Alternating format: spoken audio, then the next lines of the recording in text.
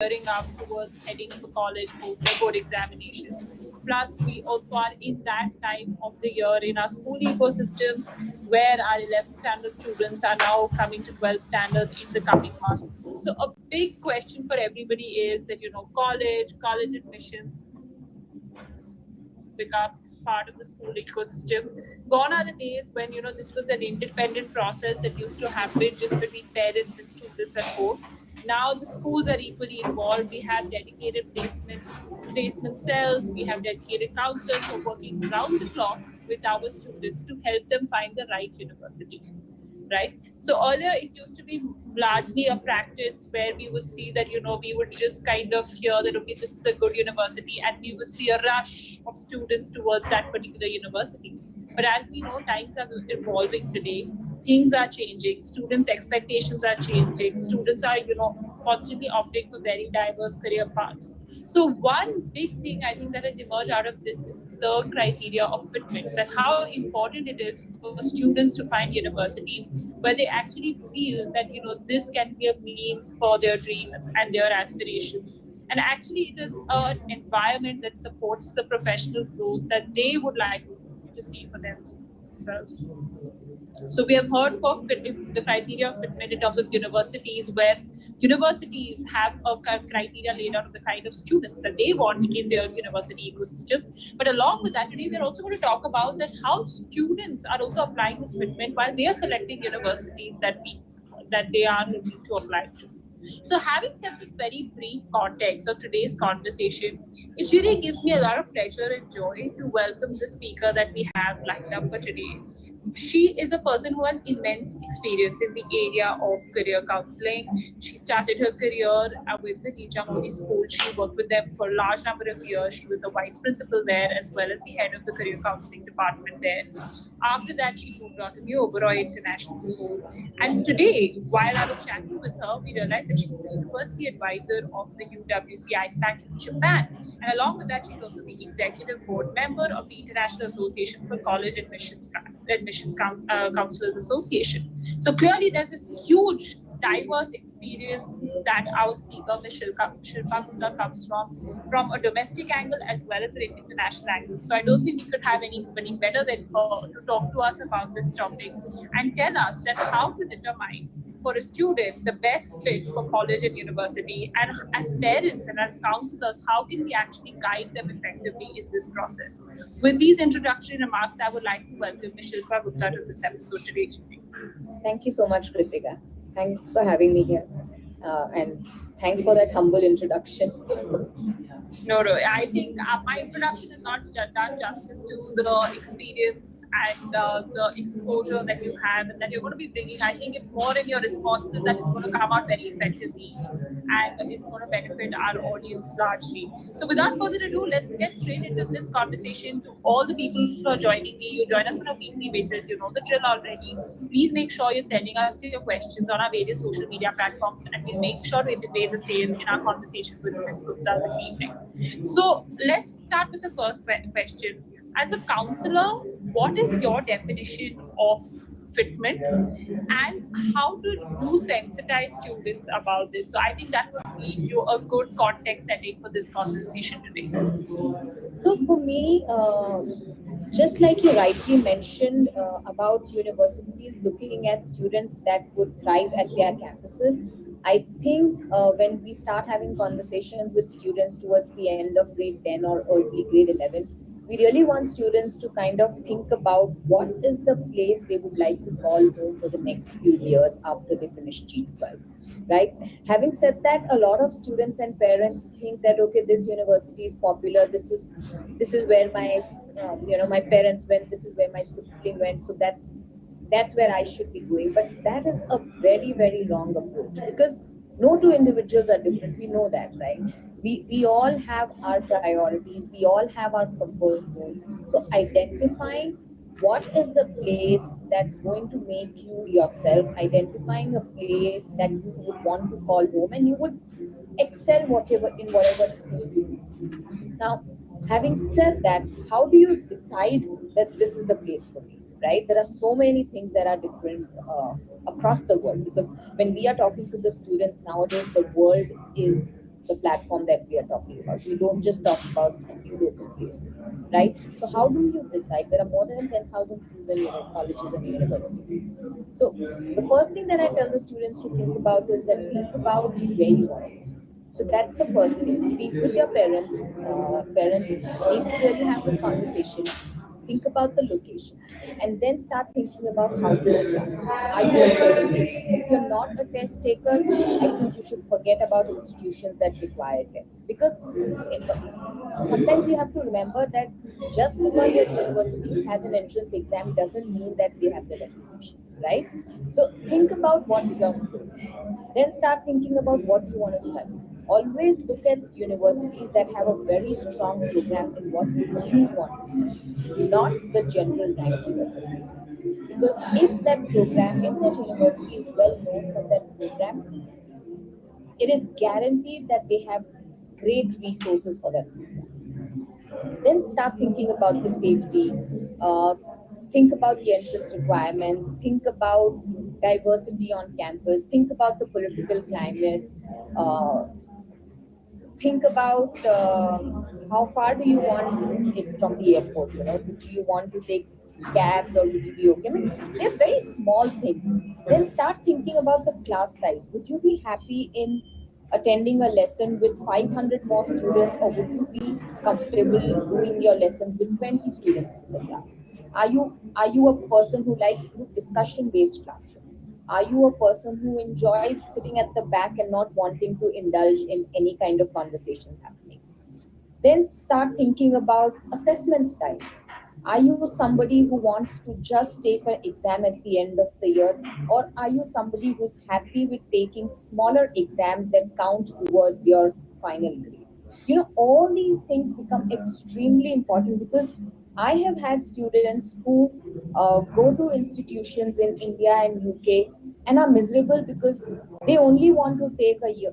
uh, Both these countries have a system of having a semester end exam, right? So they feel that if I've done badly in one exam, my entire GPA goes down, right? But I've also had students who really enjoy this part of India and UK. They're like, I don't have to slog for the entire semester. I'm happy taking that exam, doing well in that, and getting a grade. So it is nothing is there's no good thing or bad thing. It's about what is suitable to you.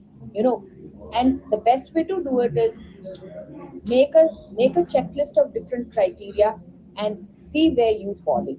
There are great resources out there where you can basically shortlist universities based on what your strengths are, and then you kind of just use an Excel sheet and just sort out, find what are the common colleges, and think about applying to those schools.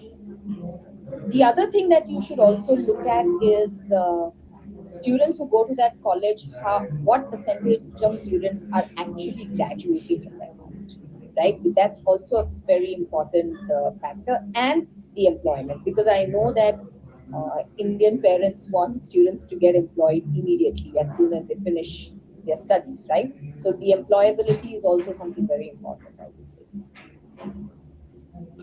Thank you so much, Shilpa. I think that's a very comprehensive list of parameters that you've shared with us. And I hope that all the counselors joining us and all the parents and students joining us have made a note of the same. I think one of the most important parameters you mentioned that what do you want to study? As we know today, the landscape of degrees and higher education has changed completely.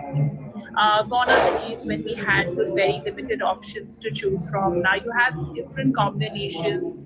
You have general degrees for, like where probably you're not decided. So, a bachelor's in liberal arts where you can explore different disciplines. Then you also have very specialized programs in very specialized disciplines that are, being offered as well. So, how do students actually identify what they want to study? And how soon must this process start? Like, what has your experience been as a counselor when you've interacted with so many high school students over the years? So there is never a right time and there is never a wrong time. To be very, very honest, it really depends. Having said that, I just feel that students need to know what they are good at and what they enjoy learning, because at the end of the day, it's the desire to learn that's going to be more important.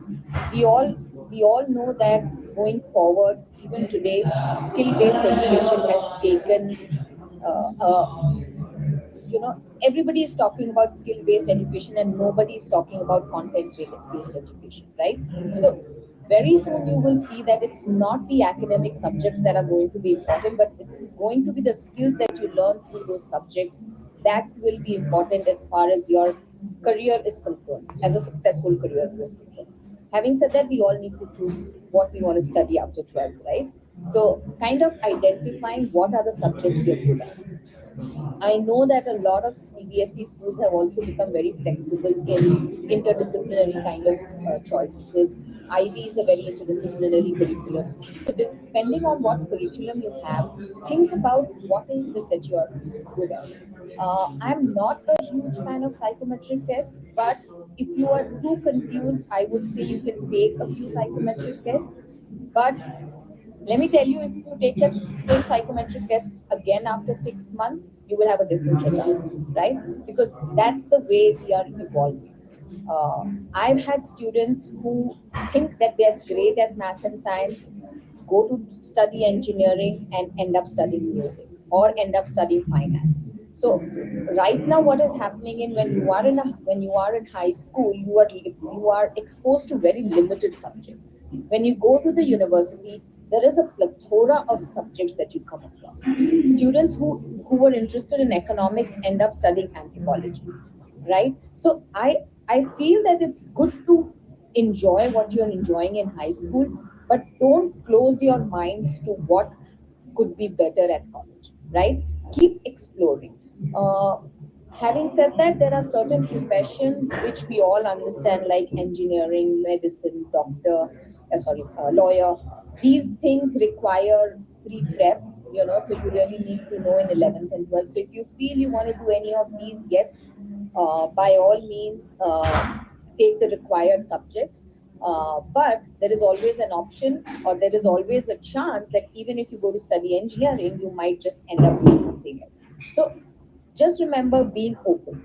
The other thing I always tell the children is that whenever you're researching universities, look at the academics page. When you look at the academics page, you will see a lot of subjects in there, right? A lot of courses and majors that you've probably not heard of. Just to give you an example, I was just looking at the biochemistry program at University of Toronto. I wanted to see something which was a combination of biology and chemistry. You will not believe it. I came across 20 different majors just in that, from biochemistry to bioinformatics to bioethics to biological physics to biotechnology to biomedical technology. Now, there are so many things out there. Let's say you're interested in ethics and biology. Then where is the course for you? The bioethics is the course. So you can really decide what you want to study. Do your research well. So whenever you're researching the best fit, the other thing that you need to research is what is the program I'm going to like to study for the next 3 or 4 years. Because you don't want to be wasting time and realizing, okay, this is not working. So use that time now and do your research well. Thank you so much, Shilpa, for answering that question. And I think you have also set the context for the other question that I was going to be asking you next, which is that, like you said, research is key in this entire process, right? We all know there's this abundance of information, or like how we say in today's language, TMI, that's available on the net today.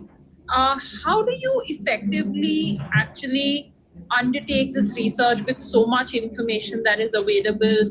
How do you go about it? Like, how can parents also help students while they're going around, going about, doing this preliminary research, sort of trying to understand what are the various universities, colleges, what are the various programs, understanding the differentiating factors, like how you very effectively said, like, even biochemistry, which is something which you might think is very niche, has so many sort of, courses that are being offered under that particular degree program. So how do you undertake the research to understand, each university, each program? How do you do the differentiating factors? Where do you stop researching? Because like we know, this is an ocean of information, right? And it can get very overwhelming for a student. So where do you draw the line, and what are some effective ways of doing this to make the process more seamless? So I would say students and parents need to first start thinking about the location, because when you are researching, you need to be researching within a particular country. Because you cannot compare apples to oranges, right? So, what I always tell the children is that, let's say you are thinking that I'm planning to apply to three countries. I'm planning to apply to US, UK, and Canada. So we need to have three different lists. Okay. Now there are amazing resources for researching into all of these countries, right? Uh, for example, if you're researching universities in the UK, there is something called the UCAS platform. Then there is something called the HEAP guide. These two combined will give you whatever you want to know about UK research, right? Now, how do you do this research? Now, if you remember, my first thing that I told you was identify what is it that you want in the university, right? Let's say you say, I want a university that has an international student population of more than 20%. I want a university that has a class size of just 20 students, right? So you've taken down your criteria. Now, based on this criteria, try to find universities on these web sources. In the US, you have lots of like Big Future, you have Niche, you have collegeexpress.com. These are all amazing web pages for you to do your research. Whereas in India, if you're looking at schools in India, we still don't have a common platform yet, but I usually like to go to Siksha in for looking at Indian universities. If you're looking at Canada, again, there's not one platform, but I usually like to go to OUAC, which is the Ontario side of Canada. But every country has its own web portal, which is an amazing place to start. Once you start, you need to have a template. Now, there are lots of college selection template. What you do is, whatever is your criteria, you put down all your criteria, you write the university's name there on the left hand side, and start putting out the key things that are important to you and that university has. Once you've done that, I've had students who give points to universities. So for class size, let's say the university has a class size of 15, they would give 10 points. If they have a class size of 50, they would give the university 6 points. So start ranking your universities, and then just do simple math, add all your points, and you'll know, okay, this is this college with the maximum points, so this is the place I should definitely apply to. So I think uh, numbers work very well, and I think as Indians, we somehow love numbers. So it really helps if you kind of quantified your subjective kind of desires and then taken a choice. Right. I think, this, I would call it the personalized ranking system. Yep. I think that's a great way to look at it, that rather than, just relying on, like you said, rather than just relying on, some external agency saying that a particular university is ranked one, two, etc. Just kind of list down the factors that are really important for you. And you yourself, can just do your research and start giving points Yeah. to the universities, and that would work wonderfully well for you to realize that which is a university that would be the perfect fit for you. So I Absolutely.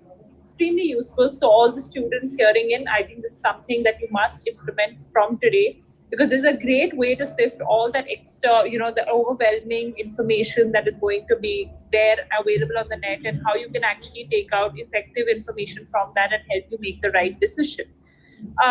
So one thing definitely in all of this is, so we see that now with the counselors' offices becoming more active in schools, counselors and students are working very, very closely, and counselors are playing a very pivotal role in the college application process of students. But what is the sort of role that parents must play? Like, how do we include them in the process? How do parents support this entire process? How do they work with students at home? What are your thoughts on this? Don't be tiger parents. Very No, so one thing we need to understand, and if parents are hearing me, is that let them take ownership of their future. Let them be responsible of their choices that they want to make. If you make choices for them, if you do their work, they will never value what they have. So it's very important that they lead this whole journey for themselves, because Only then they will be successful. I know that as parents we end up spoon feeding our children ki he doesn't have time, she doesn't have time, let me do this, let him study for CBSE, let him do his IB assignments. But if he or she is unable to do assignments now, will you be traveling with your son or daughter to the college to help them do their work? So I just feel, let them be, yes, be their moral support, be with them when they need you, uh, have honest conversations with them. That is very important. I have had students who uh, have these half-hearted conversations with parents, come and tell me, Miss, I want to apply to the US, Miss, I want to apply to the Canada. The children get in and the parents blankly refuse that we don't have the money to send, or we don't want to send the students so our children so far. And what parents do not realize in the process is that the student has worked very hard to apply, and you are not sending them to his or her dream destination. It's automatically a setback to the student psychologically, right? So having those honest conversations now, supporting the student through the whole process, because 11th and 12th can get very, very stressful. Beyond the board exams, there are entrance exams that the students have to write, then there are applications that they have to do, they have to match up with the deadlines. They do not want any more stress. So I just feel that uh, being a part of their process and not overtaking their process from their hands is very important. Give them the freedom to do what they want to do. Absolutely. I think freedom is definitely key there. And like you said, I mean, we don't need helicopter parents. I mean, we need to trust our children that they would be able to do this and take good enough decisions for their lives. and So I think and and I children will make mistakes. Don't think that they will not make mistakes. Expect them to make mistakes basically. absolutely, and I think that's what life is, isn't it? That we learn Absolutely. from our mistakes. I mean, if they don't make that mistakes, then how are they going to be, traversing this journey called life? I mean, after all, those are the to make and learn from. So Absolutely. I totally agree with you on that input. So another thing that I have seen very commonly with students during college applications is I don't think all of us understand really well that realistically what is a good number of universities to apply to. I see students overburden themselves by applying to so many universities, and like we know today, Shilpa, every university it's a different application, it's a different bent of mind, so it's a lot of work. Like you said, students are already so overstressed and overworked. So, according to you, what is a good number of universities to target? uh, so at my current school we only allow students to do 10 applications. Now, we consider the UK application to be one application in which they can apply to 5 universities. So, 5 universities, but one application. The University of California system has 9 universities, but it is one application, right? So, if you count that, if the students are doing UK and University of California, they can really do up to 15. But we only recommend 10 applications because I believe in quality over quantity, right? Also, every single application comes with a cost, right? So the more number of colleges you apply to, you are going to pay that kind of money. So you lose your time, you lose your money, and there is a lot of distress that happens out. Ultimately, you are only going to go to one university, right? I mean, what is the point in applying? I have had students who apply to 25, 30 universities. They pretty much don't do anything in the first semester of their 12th grade. They're only applying to universities, missing out on their school studies, missing out on their extracurriculars, and they're just miserable, at the end of the day. So, and that's why this whole research is very, very important in the 11th grade. You want to do your research and get to a list of 10 applications or 12 applications. I definitely do not recommend beyond 12 for sure. Ideal number is 8, so anywhere from 8 to 12 is what I would recommend. I think that's a very reasonable number, and definitely, I think all the counselors joining me on this conversation would agree that quality definitely overtakes quantity any day. And I also feel like it gives you a better chance at working at your dream school because they need a lot of effort. The more number of universities you end up targeting, you're going to be probably at a further distance from your dream school, which probably requires more number of hours and a lot more effort. So for all students joining us who are in the 11th grade, going to the 12th grade, guys, please make sure that you select wisely, be very selective, and then just go all out in acing those particular applications. Now, Shilpa, since you have joined us, I cannot stop myself from asking this question because you have made the jump from working with schools in India to now working with a school in Japan. So, if I may ask you, and this is for the benefit of the educators joining us on today's conversation, which is what is the difference that you have noticed between working with Indian students and international students? Is there any difference? If there is, then what is it? Do you think there's something that we need to change here? To be honest, in my entire application cycle this year, working with the grade 12s, I have not spoken to a single parent of all the students I'm working with. So I think this is the biggest difference. I see students are much more independent here. Parents trust, and just the same word that you used, Kritika, that you need to trust your students. So parents trust the choices that the students are making. So this is one of the differences, and it is very surprising when I tell my friends in India that I don't even interact with parents anymore. Whereas when I was in India, I remember I would have, for all my meetings with students, I would always have parents. I would never do a meeting after school without parents. Whereas now I'm not even meeting the parents. So that is, and I feel because it's that way, students are really uh, understanding what their fit is and are applying to the right kind of schools where they would be happy. And I've also seen that because they are doing this, they are also getting amazing offers, right? Because they are able to write about their desires, they are able to write about themselves in the colleges that they are applying to. And it's automatically a good fit, right? Because if you know why you're going to that college and if you're able to answer that, it just totally makes a difference. So I think that is one thing that can change. And also I've seen that internationally, GPA or grades really don't matter, you know. Which is a big thing. I mean, which is still a big thing in India, and it'll forever be, I feel. I mean, it's not going away anytime soon. But it's really not about the grades. It's about your personality. It's about your uh, your whole, what you, who you are as a person. So I think that is something which is really valued upon internationally.